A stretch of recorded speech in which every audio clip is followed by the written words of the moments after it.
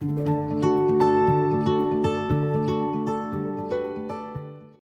Craft के online portal में आप सभी का स्वागत है। आज हम डिस्कस करने जा रहे हैं स्ट्रेंथ ऑफ मटेरियल की topic, composite bar and effect of temperature change. अब हमारे पास कंपोजिट बार क्या होती है? हमारे पास दो बार है जिनकी एल लेंथ हम सेम मान लेते हैं, इसका क्रॉस सेक्शनल एरिया A1 मान लेते हैं और मॉड्यूलस ऑफ इलास्टिसिटी E1 मान लेते हैं। तो नीचे जो मेंबर है इसका एरिया हम क्रॉस सेक्शनल का A2 मान लेते हैं, मॉड्यूलस ऑफ इलास्टिसिटी E2 मान लेते हैं। अब हमने एक साइड से ये दोनों बार्स को हमने फिक्स कर दिया और इस साइड हमने एक रिजिड प्लेट रख दी। रिजिड प्लेट का काम क्या होता है?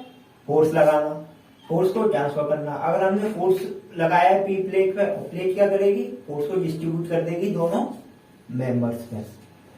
अब हमने फोर्स को लगा दिया प्लेट पर, अब प्लेट क्या करेगी? फोर्स को डिस्ट्रीब्यूट करेगी, ट्रांसफर करेगी बार्स के ऊपर। बार्स के ऊपर फोर्स को ये हमारी प्लेट ट्रांसफर करेगी। अब हमें क्या करना है? अब इन दो बार्स के बीच में कितना रेजिस्टिंग पोटेंशियल है या बार में कितना फोर्स आया उसकी एनालिसिस करते हैं। सपोज ये जो हमारी जो बार है, ये बार 1 मान लेते हैं, इसे बार 2 मान लेते हैं। ये बार 1 का एफबीडी बनाते हैं और बार 2 का एफबीडी बनाते हैं। देखो, और ये हमारी प्लेट है। प्लेट पर कितना लोड लग रहा है? P। और मान लेते हैं जो बार पर जो लोड आया वो हमारा मान लेते हैं इस पर P1 आया, इस पर P2 आया। तो इस बार पर ये कितना होगा? ये अगर P है, देखो यहाँ पे अब मैं डायरेक्टली लिखूं समेशन Fx इक्वल टू 0 करूंगा तो इधर जो रेजिस्टिंग फोर्स आया वो P के इक्वल होगा। मान लो R है तो R को मैं P के इक्वल ही लिख दिया। अब यहाँ पे P किसके इक्वल होगा? P किसके इक्वल होगा? P is equal to P किसके इक्वल होगा? P1 प्लस P2 के। ये चीज समझ में आई? देखो ये जो P जो लग रहा है ये P1 प्लस P2 के समझे बराबर लग रहा है क्योंकि इनका तो रिएक्शन है वो, और ये एक्शन है तो उसी का रिएक्शन तो है। तो ये एक इक्वेशन हमारी हो गई। अब देखो, अब जब हमने फोर्स लगाया, प्लेट पर फोर्स लगाया और ये बार एक तरफ से फिक्स है तो ये दोनों बार है ना कंप्रेस करने की कोशिश करेंगे। यानी कि इनका इनमें जो इलोंगेशन होगा दोनों बार में, चाहे इनका मटेरियल डिफरेंट हो, चाहे इनका क्रॉस सेक्शनल एरिया अलग हो, लेकिन इनमें जो डिफॉर्मेशन है वो बराबर ही होगा। यानी कि मान लो ये इनकी इनिशियल पोजीशन थी, बाद में ये जो हमारी जो प्लेट थी कंप्रेस करने के बाद ये प्लेट हमारी यहाँ आ गई और ये जो बार है अब इनकी लेंथ डिक्रीज हो गई बाई अमाउंट डेल्टा एल मान लेते हैं। भाई पहले यहाँ थी बार, अब ये बार के साथ यहाँ आ गई तो मान लेते हैं दोनों में जो चेंज हुआ वो डेल्टा एल के इक्वल हुआ। ये हमारी कॉम्पैटिबिलिटी इक्वेशन नहीं है। मान लो इसमें ऊपर वाली बार में डेल्टा L1 चेंज हुआ इलोंगेशन और दूसरी वाली बार में डेल्टा L2 चेंज हुआ। ये डेल्टा एल के इक्वल है, क्या ये हमारी कॉम्पैटिबिलिटी इक्वेशन नहीं है? तो ये हमारी कॉम्पैटिबिलिटी इक्वेशन हो गई। अब हमें डेल्टा L1 लिखना है। डेल्टा L1 कितना होगा? डेल्टा L1 कितना है? P1 जो इस पर लोड लगा है P1 प्लस इसकी length L upon E1 A1। Delta L2 कितना है हमारा? P2 L upon E2 A2। एक इक्वेशन हमारे पास ये हो गई, एक इक्वेशन ये हो गई। इन दोनों को अगर हम सॉल्व करें तो हम P1 और P2 की वैल्यू निकाल सकते हैं। तो P1 की वैल्यू सॉल्व करने के बाद आएगी P into A1 E1 upon A1 E1 plus A2 E2। ये हमारी P1 की वैल्यू आ गई। क्या ये डिनोमिनेटर में टर्म है, इसे मैं समेशन A इंटू E लिख सकता हूँ? हाँ।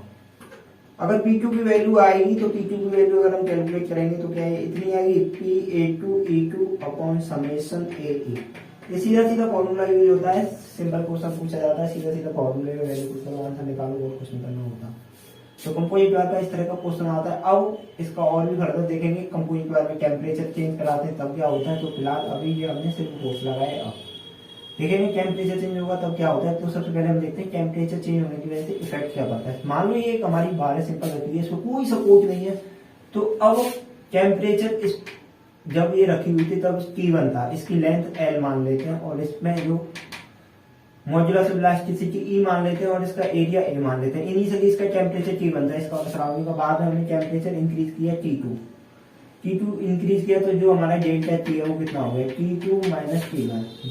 जो हमारे टेम्परेचर में चेंज हुआ वो हो गया T2 माइनस T1। अब हमने क्या किया, ये जो लेंथ है टेम्परेचर की वजह से इसकी इंक्रीज हो जाएगी, यानी कि इसमें थर्मल एक्सपेंशन हो जाएगा और इसकी लेंथ डेल्टा L से इंक्रीज हो जाएगी। डेल्टा एल कितना होगा, अब हमें पता है डेल्टा एल कितना होगा। अगर इसका coefficient of thermal expansion alpha है तो डेल्टा एल क्या होगा, alpha delta T into L. देखो alpha is the coefficient of thermal expansion और इसकी यूनिट क्या होगी, डिग्री सेल्सियस इनवर्स या फिर केल्विन इनवर्स, इस तरह से कुछ यूज होती है। तो अब जो डेल्टा एल है वो हमारा ये हो गया। तो अब हम स्ट्रेन की अगर बात करें, स्ट्रेन क्या होता है, डेल्टा एल अपॉन एल, तो कितना हो जाएगा, alpha delta T into L upon L, L से एल किया तो अल्फा डेल्टा टी हमारा स्ट्रेन रिएक्शन होगा। अगर हम स्ट्रेस की बात करें तो देखो ये जो हमारा बार है फ्रीली रखा हुआ है तो इसमें कोई रेजिस्टिंग फोर्स जनरेट होगा नहीं। टेम्परेचर चेंज की वजह से अगर हमारा बार सिंपली ऐसे ही रखा हुआ है तो उसमें कोई भी स्ट्रेस जनरेट नहीं होगा, ना ही उसमें कोई फोर्स जनरेट होगा। तो इस केस में अभी हमारा जो स्ट्रेस है वो जीरो है। लेकिन अगर हम इस बार को इस तरह से फिक्स कर दें दोनों साइड से और अब हम टेम्परेचर को इंक्रीज करें T1 से T2, यानी कि जो डेल्टा T है वो हमारा T2 माइनस T1 है। इसकी लेंथ L थी, क्रॉस सेक्शनल एरिया A है और मॉड्यूलस ऑफ इलास्टिसिटी E है। अब इसमें है वो इसमें जो स्ट्रेस जनरेट हो जाएगा हमारे टेम्परेचर चेंज की वजह से।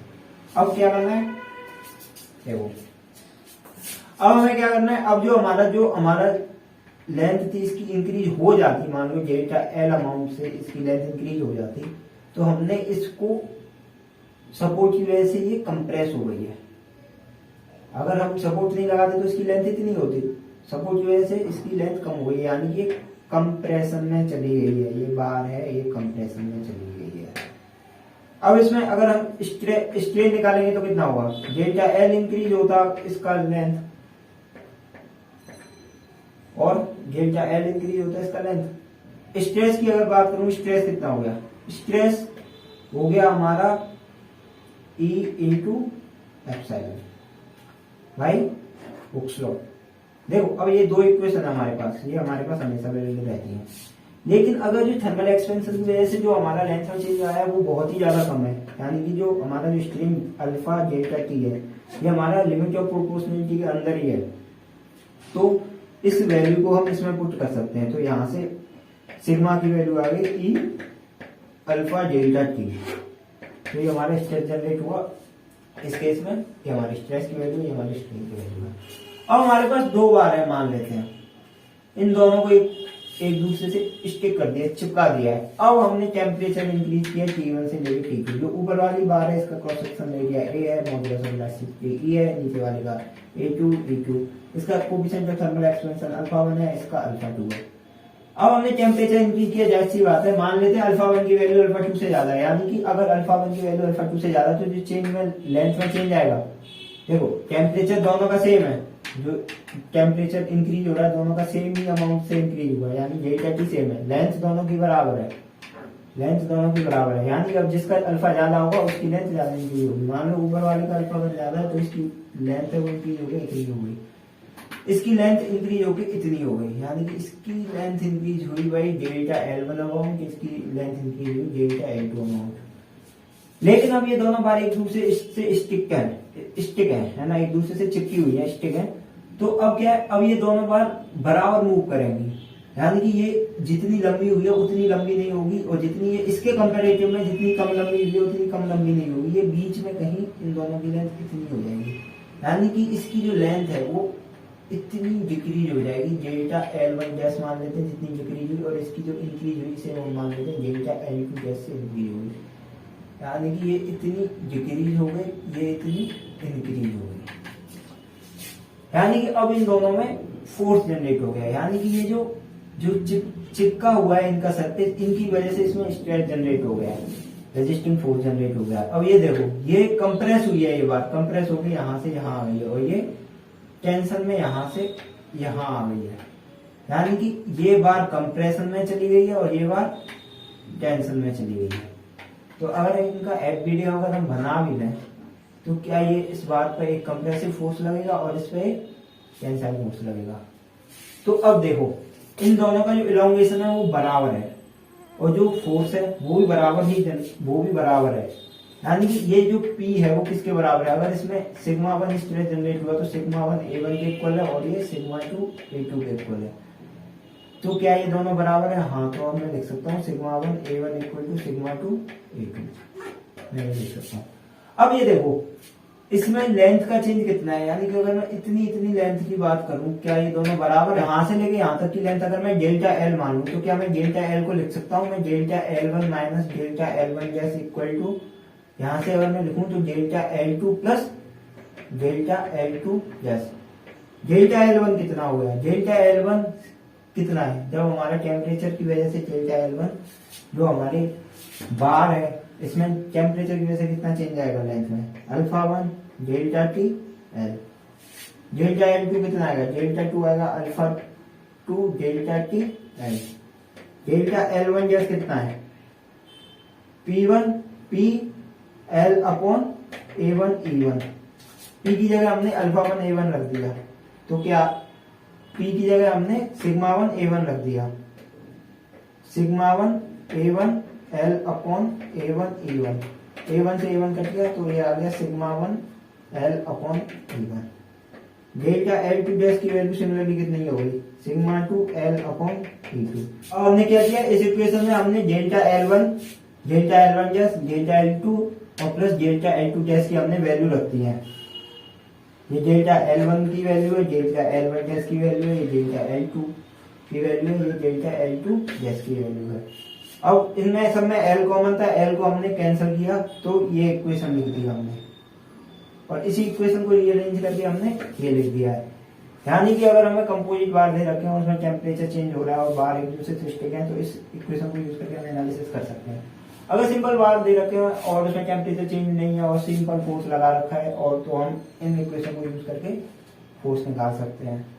अगर डिफॉर्मेशन पूछा हो तो डिफॉर्मेशन निकाल सकते हैं इन इक्वेशन का यूज करके। आगे सिंपली हमें कॉन्सेप्ट समझ में आना चाहिए किस तरह से हमें एनालिसिस करनी है। अगर टेम्परेचर चेंज हो रहा हो और बार अगर कंपोजिट हो तो किस तरह से हमें कैलकुलेशन करनी है, ये पॉइंट अब याद रखते हैं।